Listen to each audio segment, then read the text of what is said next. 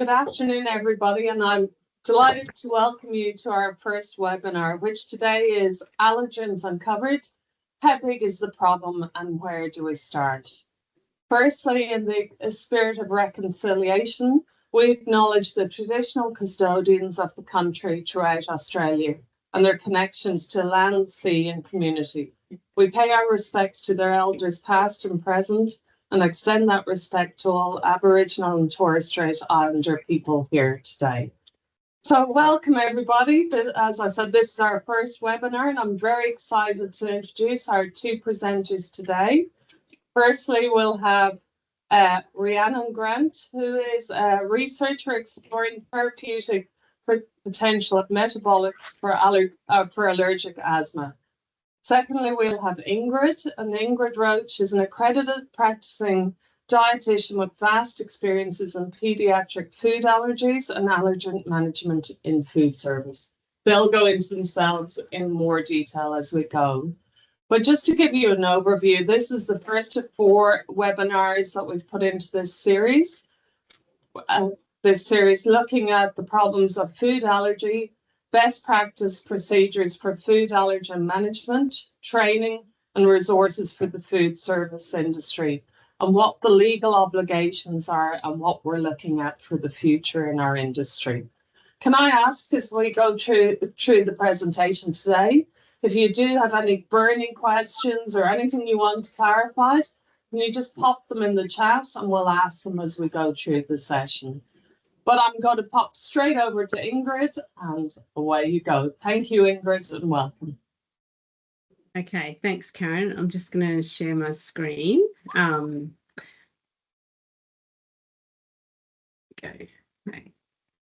All right, so yes, thanks for the opportunity to do this little webinar series with you all. So today's, so as Karen said, we're going to go through a few topics over the next 4 webinars, looking at the problem of food allergy and then some of those practical strategies that you can do to deal with food allergy, and then what the legal aspects are and where we're headed in the future. So today really is kind of setting the scene and then leading into where we'll be going over the next few weeks. So as Karen said, my background is as an allergy dietitian, and I've had experience with food service, allergen management in food service in healthcare settings, and then now sort of spreading out into other food service settings as well. And our mission with the National Allergy Council, what is that pressing? Okay, so the National Allergy Council is a partnership between ACF, which is the peak medical body for allergy and immunology, and Allergy and Anaphylaxis Australia, which is the consumer representative body. The National Allergy Council is responsible for implementing the National Allergy Strategy. We have a number of projects that we are in the process of implementing, but the one that I'm representing today is our Food Allergy Aware program, and a component of that is the All About Allergens, which is training for food service. And our mission here really is to help food service in any sector, so whether it's restaurants, cafes, childcare, aged care, hospitals, camps, school canteens, wherever you work, we want to have best practice allergen management processes and to make it easy in a low-cost way for food services to be able to do that. So in terms of just setting the scene, so what is the problem of food allergy and how big is it? I'm sure you all know the main food allergens. So 90% of food allergic reactions are caused by these food allergens that are listed here. So sesame, wheat, all the different tree nuts, milk, peanut, fish, egg, crustacean, mollusks, soy and lupin. So these are the ones that the Food Standards Code says that we must label, and they are the ones that cause most allergic reactions. But it's always important to remember that people can be allergic to any food. There's a couple of hundred different foods that have been identified as causing allergies and severe allergies. So in terms of running a food service, obviously that makes it a bit tricky because someone can walk through your door and be allergic to tomato or watermelon or mushroom or kiwi fruit or whatever. So knowing our processes and the ingredients of the food is really, really important. So the key points for food allergy is that there is no cure. We're working on cures on the clinical side, but that's a long way off. And complete avoidance is the only way to prevent allergic reactions. So that means when someone has food allergy, they need to completely avoid the thing that they're allergic to. Reactions can happen to very small amounts. So a drop or a crumb of food can cause a reaction in a very allergic person or a very sensitive person. So that's why we talk so much about cross-contamination when we're preparing food for people with food allergy, and reactions can be life-threatening. So that's, I guess, the biggest fear for everyone, both people with food allergy and people who are serving them, is that you don't want to be sending someone to hospital. So helping each other with good food allergen management practices is kind of our mission here. So we always say upfront that food allergy management is a shared responsibility between the consumer or the person with the food allergy who needs to tell you that they have a food allergy, the food provider having good management practices in place, the authorised officer in terms of helping you improve your food allergen management practices or making sure that you have things in place and giving you resources and support to do that.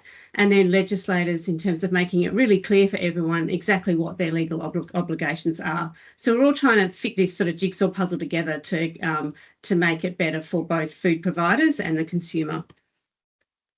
So then working in a restaurant or a cafe or any kind of food service is always tricky because you've not only got food allergies, you've got all these other food preferences and food intolerance that comes through your door. The important thing about food allergy, and this is where our communication needs to be really clear, is that food allergy can be life-threatening. And as I said, it can happen to a very small amount of food. It usually happens very soon after eating the food, and the consequences can be life-threatening.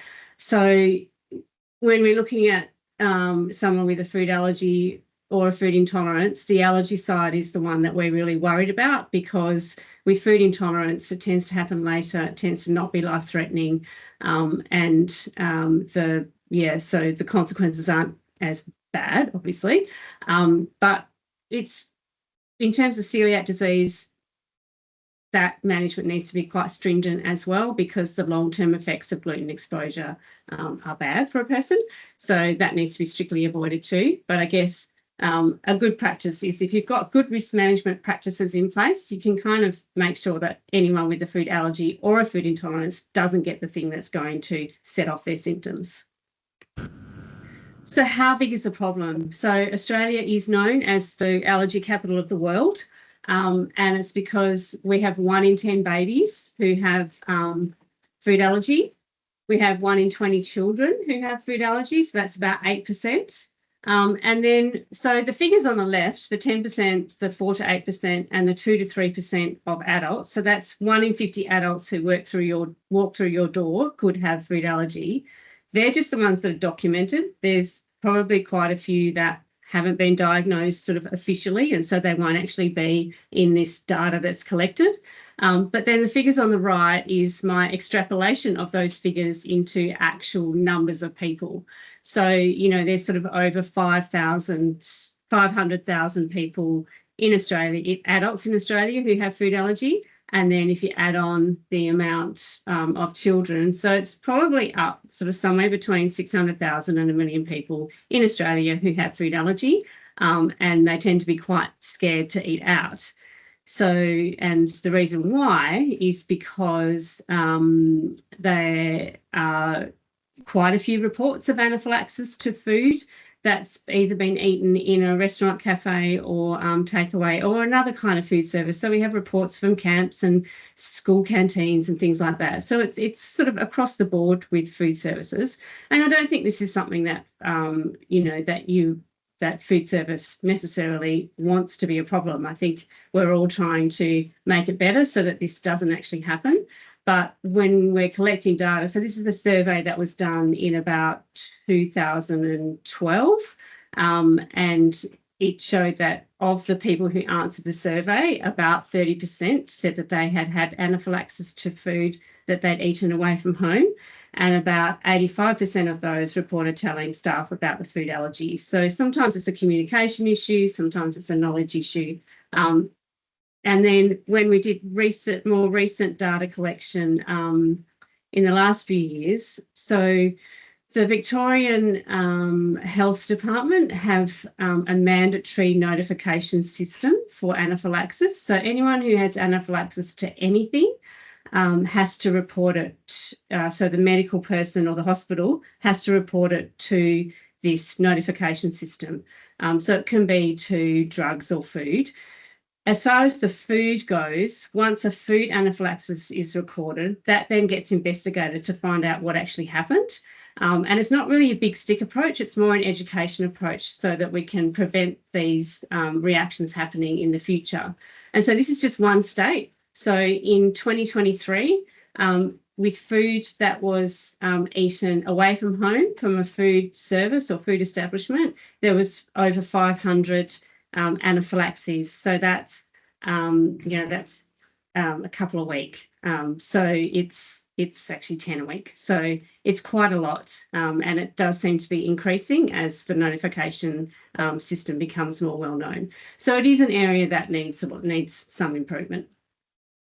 So more recent surveys that we did leading up to Food Allergy Awareness Week this year. So we surveyed food service staff, and about a third of them reported that they ask about food allergies, which is great, but about half of them said that they were not confident about the allergen content of the food that they were serving, which just means that there's a little bit of a knowledge gap there, so they weren't able to confidently communicate with their customers about whether the food they were ordering actually contained their allergen or not.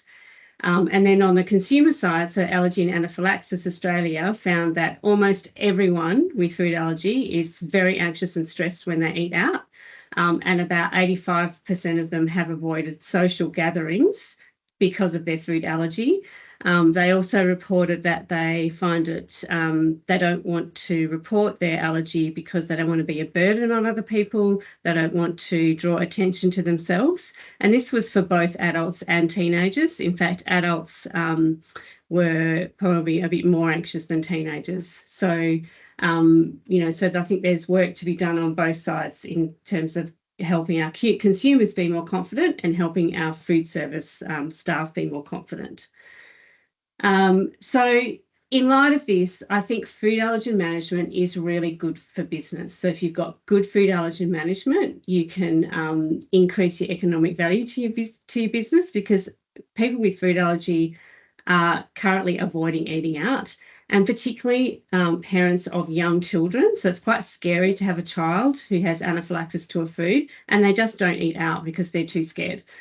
So if you've got good food allergen management practices and you get known for that, you'll get repeat customers and you get word of mouth. So there's a number of social media groups that actually, a bit like your sort of gluten-free groups that have that sort of community where they recommend different restaurants and things. If you get known for doing allergen management well, you will get more business in that area.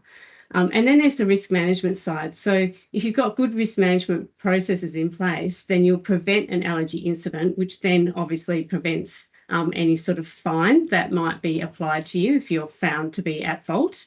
And it also really reduces the social and emotional impact and the mental health impact to the family who's been affected of the person who had the incident, but also your workers. So when someone makes a mistake and provides a food to someone with a food allergy and there's a bad incident, the impact on that worker and that food service establishment is actually quite significant in terms of that kind of mental load of the responsibility of that.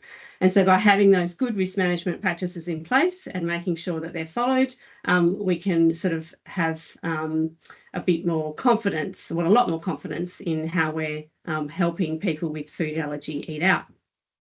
So I think it's time to talk to Rhiannon. So I'm just going to stop sharing this and bring in, is that right? Yeah. Okay, so Ingrid, just before you go in, there's a question in the chat asking why are the numbers growing so fast at the moment? I assume that's here in Australia or worldwide. yes, so that is a question that we don't really know the answer to. There's a few hypotheses. So there's the hygiene hypothesis, which is, that we have quite a clean environment and the immune system is kind of, I guess, looking for something to do. So it starts to attack, like a normal sort of or a healthy food.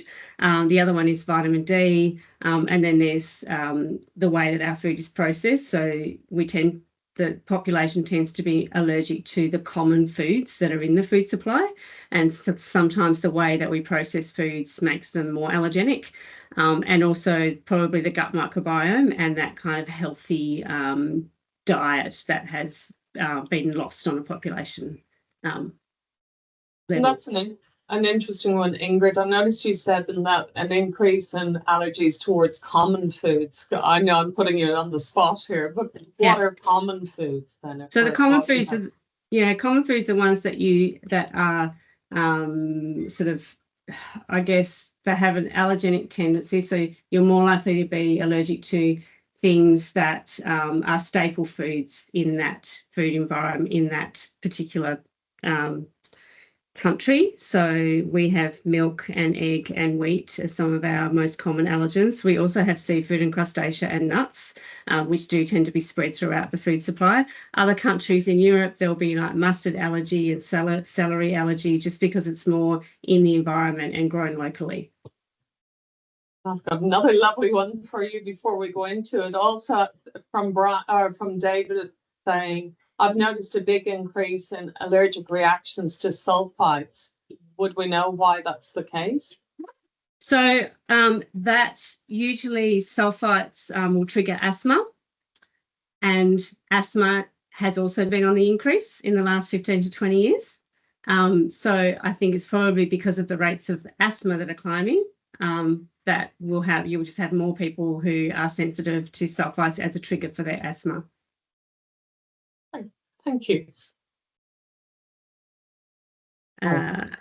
We'll hand over to Rhiannon at this stage. Okay, so Rhiannon, we've got some questions for you. All right, so can you just start by telling us a little bit about your allergy journey, your allergies when you were diagnosed and what's happened along the way for you? Yep. Thanks, Karen, for your introduction as well. I am here today as a representative for the 250,000 young people in Australia that are living with food allergy. And myself, I've lived with food allergies for my whole life. I was diagnosed when I was a baby.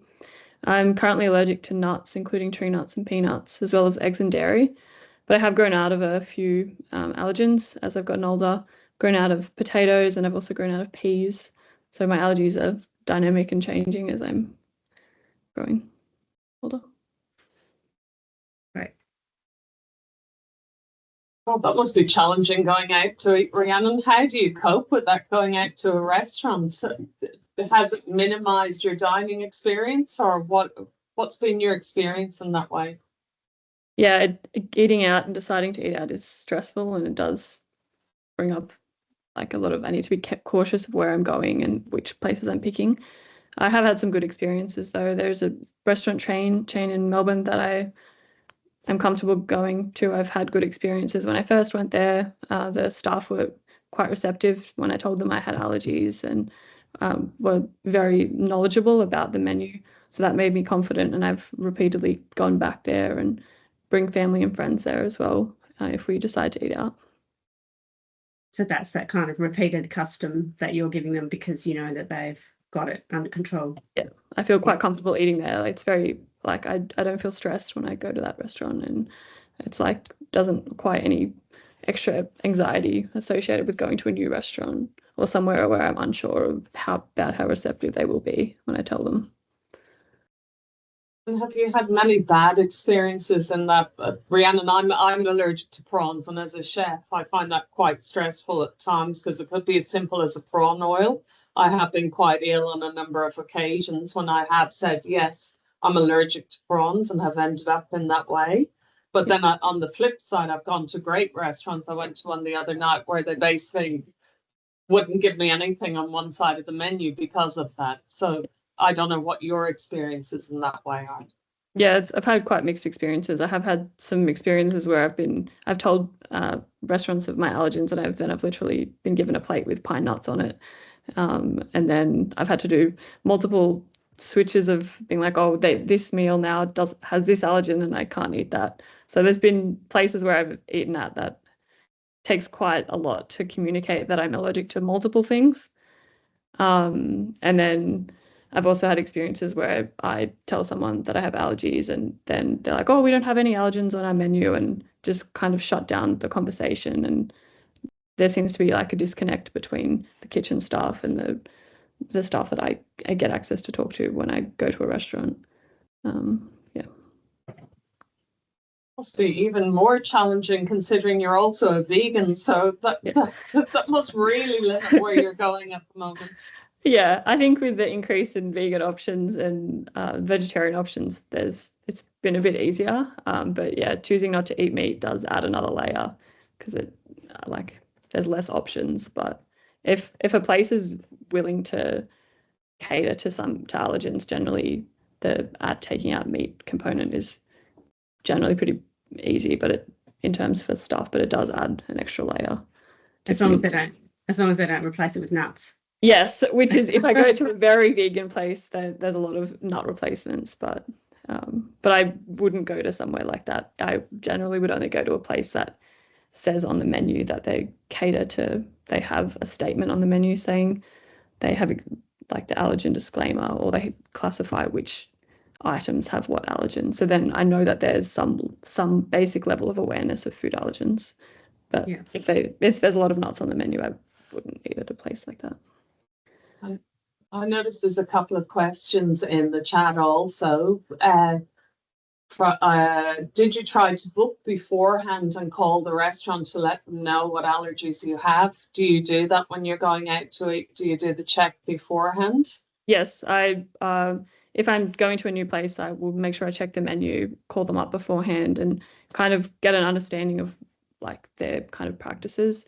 And if I'm going to an event, like a work event or something, I'll make sure that the people that are organizing have communicated with the restaurant to make sure that they know. But sometimes even in those cases, like particular restaurants that we've gone to for work, like we'll just be like, oh no, we won't cater anything to you. Like they're just very precautious, and I just bring my own food. So yeah, there's a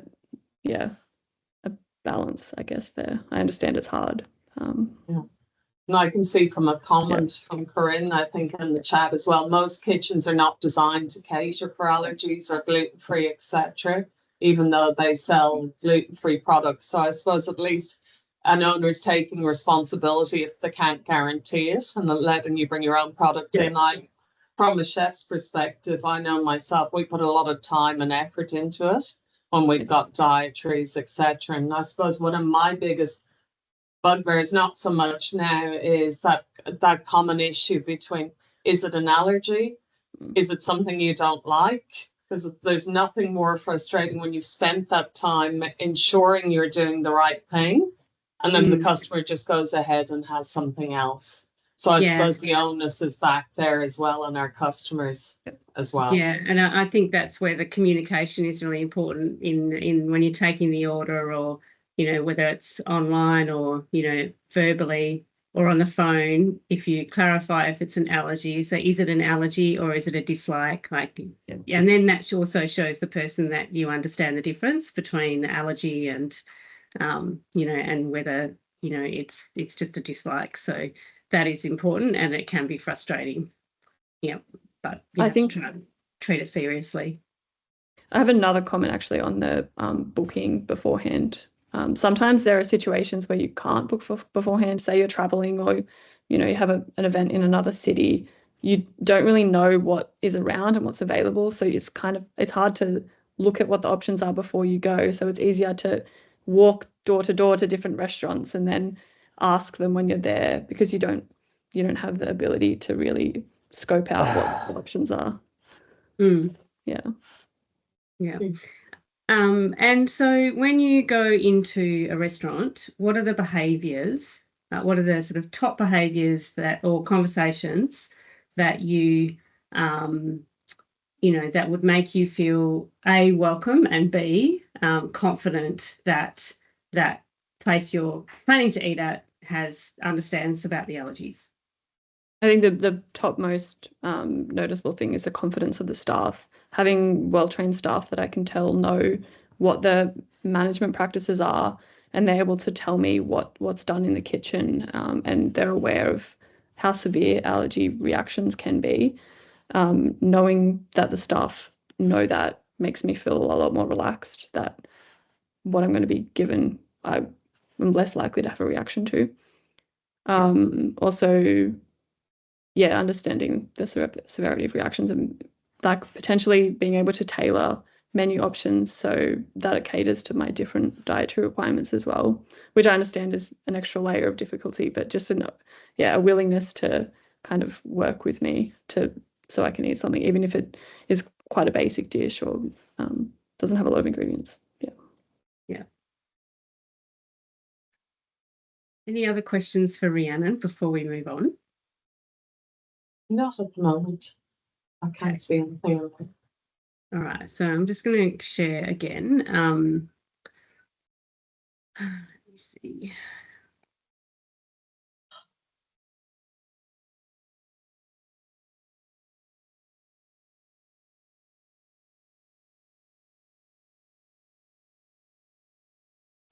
Okay, so we've heard a little bit about the problem and how big it is. And then we've heard a bit from Rhiannon about, things that make that whole process for someone living with severe food allergy better, in terms of feeling welcome and having good, communication. And I think communication is a really crucial part of food allergen management. But where can we start? So one of the things that you can do is you can audit your food service. And this is probably not the only audit tool that exists. So you've probably got audit tools that you might use, depending on the size of your food service. You might have an audit tool that you use for food safety. There's another extra layer of food safety with food allergen management. So food allergen management is just a part of food safety. And we've developed an audit tool that you can use in your own sort of food service. And so it takes you through all of the different elements of a food service. And you can think about what happens when somebody books. Have you got systems in place for recording food allergies and making sure that information gets from the front of house to the back of house, to the person actually preparing the meal, about meal ordering when they're there, food ordering and suppliers. It goes through storage of food, receival of food, and then all of those practical things in the kitchen when you're actually making the food and checking ingredients and all that sort of thing. And then serving the food, how do you make sure the right food gets to the right person? And we're going to go into those things in a lot more detail in the next webinar. But this is an audit tool that you can use to go, oh yeah, we're doing that. We've got a process for that. No, we don't have a process for that. Maybe we need to look at that, because that's actually like a hole in our risk management that where an incident, it could cause an incident to happen if we don't have another check or balance in place. So that is something that you can use, and there's links in a minute to where you can find that, or I can put it in with the webinar later. So that's a really good place to start before you even do, any of your policies or procedures or anything around what you're going to do. And then I think today is all about communication. So the communication is just so important, because this is how we find out whether a customer has food allergy or not, and how much your staff know about it. So you can do this right from the start. And I think Rhiannon's already mentioned this, but you can have it on the menu, you can have it online, you can ask them when they ring up and make a booking, whether any of the group has food allergies. You can have signs at the counter, as I said, signs on the menu, and then you can have that as part of your welcome to the restaurant kind of spiel that your wait staff might have. It's like, oh, hello, welcome, here's your table. Does anyone have food allergies? So I think that's becoming more and more common, just so that you've kind of, got that sort of upfront information. Examples of signs, my buttons aren't working. So you might have a sign on your menu that says, if you have a food allergy, please tell us so we can take extra care with your meal, rather than we can't guarantee, because that if you actually want to help people with allergies eat out, then just saying we're aware of the risks and we have some processes in place that can help people feel more confident to disclose and have those conversations. And then that communication, which we'll go into a bit more next time as well, but that flow of communication. So the consumer is our first port of call. They have to tell us they have a food allergy, otherwise there's not much we can do for them. And then that information needs to get to the kitchen, whoever is communicating in the kitchen. If it's a meal that requires multiple people to be involved, they all need to know about it. And then that information needs to go back to your wait staff and then back to the person who has the food allergy, so that it's there's no steps missed and we know that the right meal has got to the right person. So what do customers with food allergy expect? All of our consumer consultation tells us that really they just want to know that you understand food allergy, so that you have processes to know what is in the food that is being served, that you can give accurate information. So do your staff actually have access to that information? And we'll talk about that next week as well. And that you have some risk minimisation strategies to manage the allergen cross-contamination. So we know that there's lots of information and processes for the microbial and, hazards in food, but the allergen cross-contamination is just another step to that. Consumers don't expect a guarantee. So every time someone with a food allergy eats, it's a risk. So even if they eat a packaged product that doesn't have the allergen in it and it doesn't have a precautionary statement, there's still a risk that product may cause an allergic reaction to them when they eat it. So they're used to managing risk. They don't expect a zero risk. They need to carry their emergency medication on them, and that's a piece of education that we're constantly, providing to consumers. And they don't really expect to have an allergic reaction. They don't expect to be fed their food allergen, but they do understand that every time they eat, there is a risk, and that you have good allergen management practices in place, and that you're able to communicate them so that they can make an informed risk about whether they want to go ahead and eat with you. From that study that I showed you before with the survey, most of the allergic of the people with food allergy wanted to see just additional information. And I think this is definitely starting to come through a lot more than when this study was come. So we do have staff proactively asking if anyone has a food allergy when they come in. We want the allergen information listed next to the dishes, and it's better to do that than to say it's free of something, because if you say something is dairy-free or gluten-free, you're actually making a claim that has to be validated. Whereas if you list what the allergen content of a meal is, that's probably a better way to go. We can talk about that again later. And then some of them want separate menus for people with food allergies. That may or may not be doable. Sometimes it's better to just have a conversation and make a special meal or in a special area for that person. And then the signage as well. And so with the communication, so that's absolutely crucial, and that's often where things fall down. But along with the communication is the training for staff. And, there's several ways to do this. Allergy training on its own is not mandated except for food safety supervisors in New South Wales. But there are, you know, like some of your food safety auditors may be doing food allergen management training. But we do also have a free program that is accessible online for anyone working in food service, and there's different courses for different food service sectors, but it's called our All About Allergen program. The links and the QR links are there, which you can get all of your staff to do, and then you'll have your specific procedures that you have in place at your particular food service.